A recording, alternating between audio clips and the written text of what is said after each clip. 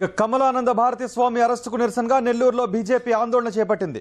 VRC సెంటర్లో రాస్తారోకో నిర్వహించిన కార్యకర్తలు ప్రభుత్వానికి వ్యతిరేకంగా నినాదాలు చేశారు. హిందూ మనోభావాలకు వ్యతిరేకంగా వ్యవహరిస్తున్నారని ఆరోపిస్తూ ముఖ్యమంత్రి దిష్టిబొమ్మను దగ్ధం చేశారు.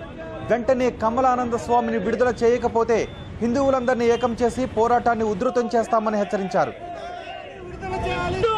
ఈ దేశంలో ఉండే 25 కోట్ల మంది ముస్లింలు ఉమ్మేస్తే ఈ హిందూ దేవతలు కొట్టుకుపోతారని ఈ దేశంలో ఉండే 25 కోట్ల మంది ముస్లింలు ఈ దేశంలో ఉండే 75 కోట్ల మంది హిందువుల్ని తరిమేస్తామని చెప్పి దేశద్రోహ చర్య మాట్లాడిన దాన్ని నిరసిస్తూ స్వామీజీ అక్బరుద్దీన్ రాజీనామా చేయాలని, అక్బరుద్దీన్ అరెస్ట్ చేయాలని చెప్పి స్వామీజీ చెప్పడం అన్యాయమా, అక్రమమా?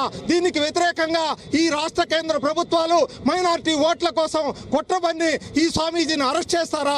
మీరు వెంటనే కన్ను తెరిచి స్వామీజీని గారికి విడుదల చేయకపోతే ఈ రాష్ట్ర వ్యాప్తంగా హిందూ ప్రజా మనోభావాలను సంఘటితం చేసి మీ మీద భారతీయ జనతా పార్టీ యుద్ధం ప్రకటిస్తుందని తెలియజేస్తారు.